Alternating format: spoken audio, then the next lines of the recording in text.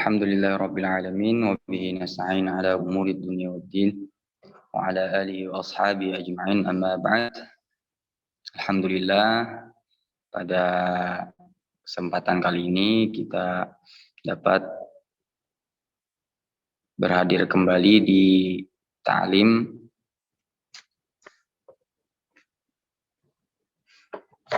ini. Kemudian salawat serta salam kita tidak lupa kepada junjungan kita Nabi Muhammad SAW, keluarga beliau, sahabat beliau, pengikut beliau hingga akhir zaman. Melanjutkan pembahasan sebelumnya, yaitu mengenai risalah tangga pelajaran ibadah. Sebelum kita memasuki pembelajaran, kita baca surah Al-Fatihah. Kita hadiahkan kepada pengarang kitab, yaitu Musannif Haji Muhammad Zuhdi bin Haji Ramli. Al-Fatihah. Alhamdulillahirabbil alamin arrahmanir rahim. Iyyaka na'budu wa iyyaka nasta'in ihdinas siratal mustaqim siratal ladzina an'amta 'alaihim ghairil maghdubi 'alaihim waladdallin. Sedikit mengulang pembelajaran kita sebelumnya, ta'lim kita sebelumnya mengenai hukum Islam. Pembahasan kita mengenai sebelumnya tentang hukum Islam. Saya ulangi, hukum Islam itu ada 5 kemarin. Ada fardu pertama, yang kedua sunnah, yang ketiga haram, yang keempat makruh, yang kelima mubah atau harus. Sudah dijelaskan di ta'lim sebelumnya yang kelima hukum Islam tersebut. Kemudian pada hari ini kita membahas mengenai rukun Islam. Di bukunya halaman keempat, kalau ada bukunya. Halaman keempat tentang rukun Islam.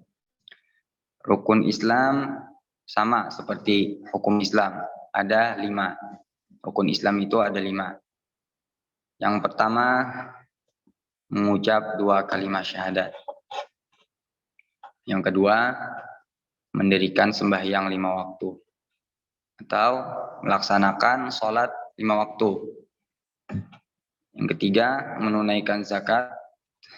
Yang keempat, mengerjakan puasa di bulan Ramadan. Yang kelima, mengerjakan haji ke Baitullah jika kuasa. Artinya mampu mengerjakan haji jika mampu. Itu. Pembahasan mengenai risalah tangga pelajaran ibadah ini atau fikih ibadah ini tidak luput dari kelima rukun Islam ini.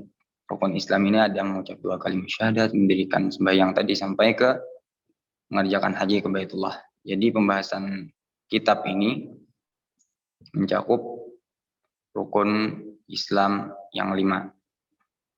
Saya menjelaskan sedikit mengenai 2 kalimat syahadat. Rukun Islam yang pertama. Di sini musannif atau pengarang kitab mengartikan 2 kalimat syahadat, yaitu 2 pengakuan atau 2 penyaksian. 2 kalimat syahadat itu kata pengarang kitabnya 2 pengakuan atau penyaksian. Artinya kita mengakui. Yang pertama, pengakuan tiada ada yang disembah dengan sebenarnya kecuali Allah.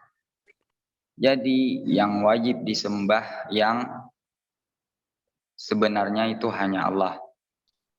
Tidak boleh yang lain. Tidak wajib, tidak boleh yang lain. Wajib hanya Allah yang sebenar-benarnya disembah. Kita beribadah hanya karena Allah.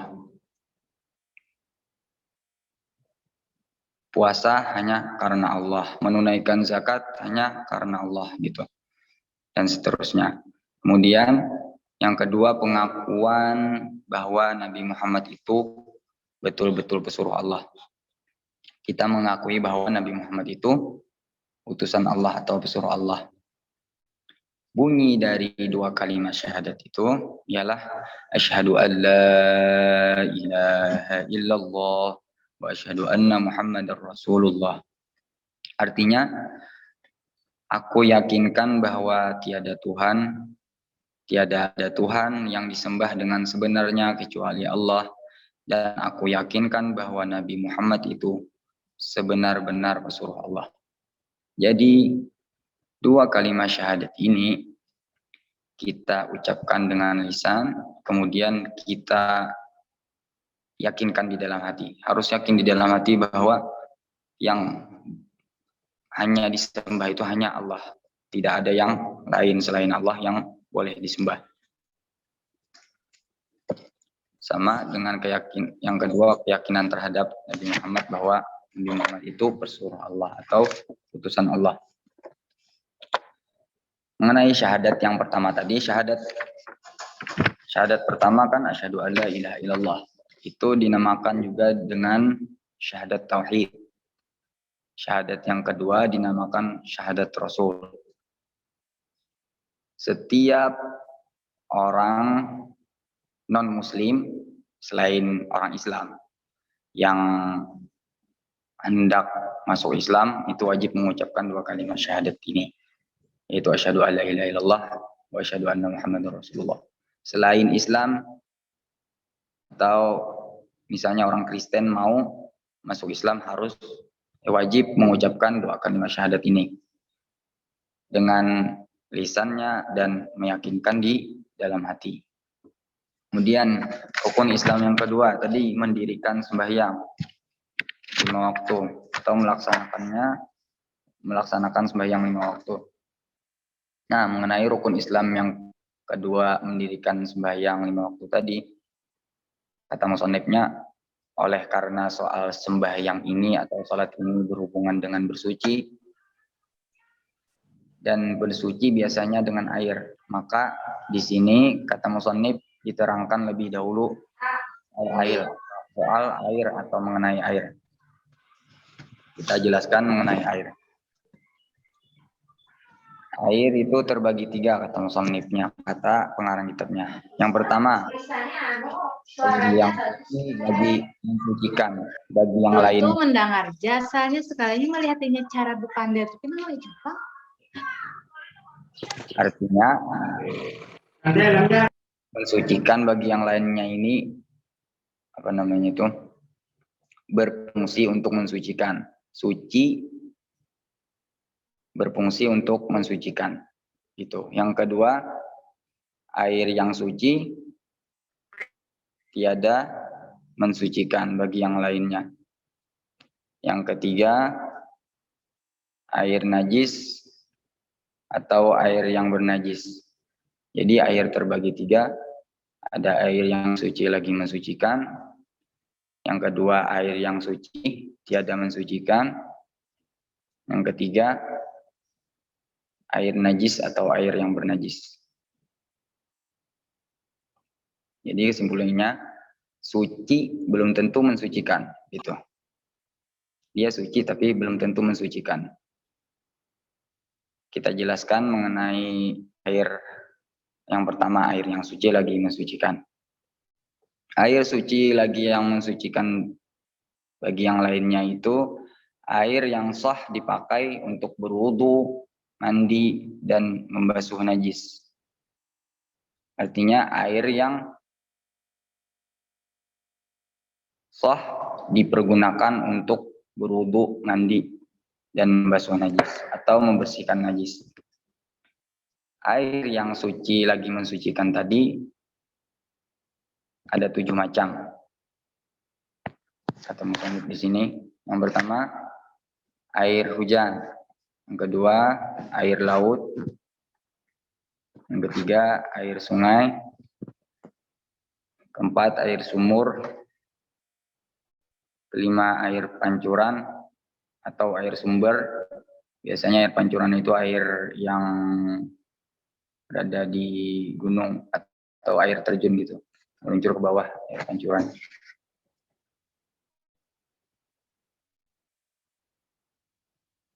Yang keenam, air embun. Yang ketujuh, air salju. Ketujuh macam air ini dapat disimpulkan dengan perkataan air yang turun dari langit dan air yang terbit dari bumi.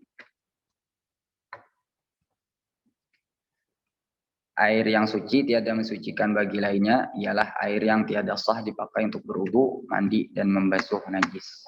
Itu tadi penjelasannya dari air yang suci tiada mensucikan.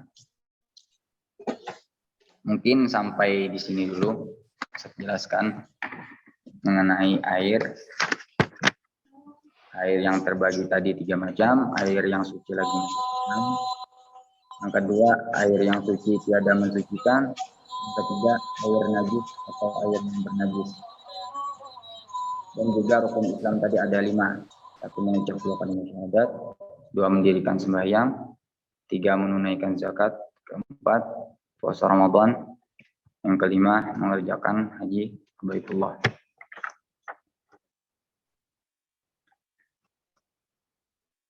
Mungkin ada waktu lagi kita lanjutkan sedikit mengenai air yang suci lagi mensucikan tadi. Air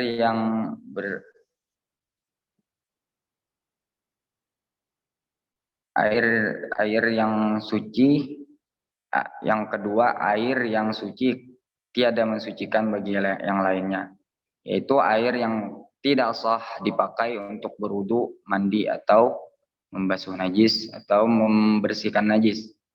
Jadi air yang suci tidak mensucikan, tidak berfungsi untuk mensucikan itu, yaitu air yang tidak sah dipakai untuk berwudu. Di situ ada 3 macam air yang suci tiada mensucikan. Ada 3 lagi, banyak macamnya nih. Yang pertama, air yang bercampur dengan barang yang suci, sehingga timbul perubahan pada air itu di masalah baunya, rasanya, atau warnanya. Jadi air yang bercampur itu tidak sah dipergunakan untuk berwudu, mandi, maupun membersihkan najis. Contohnya, air yang bercampur bunga mawar, maka di situ ada perubahannya, yaitu baunya menjadi harum. Itu tidak boleh dipergunakan untuk berwudu, mandi wajib, atau membasuh najis. Yang kedua, contoh kedua, air yang bercampur gula. Di situ timbul rasanya berubah menjadi manis. Jadi kalau ada perubahan rasa pada air tersebut, maka tidak boleh, tidak sah dipakai untuk berwudu. Kemudian ada yang berubah lagi warnanya berubah. Misal air yang bercampur belau itu biasanya untuk pakaian untuk jadi biru kayak itu pakaiannya, warnanya, maka berubah menjadi biru. Itu kan dicampur dengan belau tadi, maka menjadi biru. Itu tidak boleh juga dipergunakan untuk berwudu, mandi, atau bersihkan.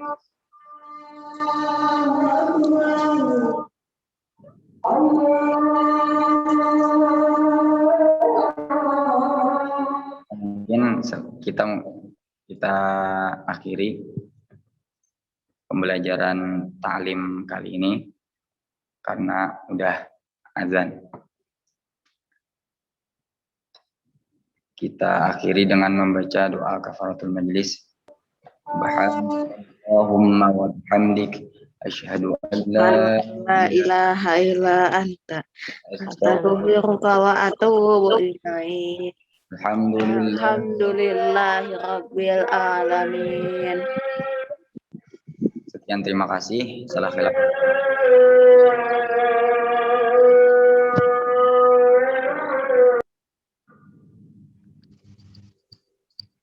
Assalamualaikum warahmatullahi wabarakatuh. Waalaikumsalam warahmatullahi wabarakatuh. Terima kasih banyak Ustaz.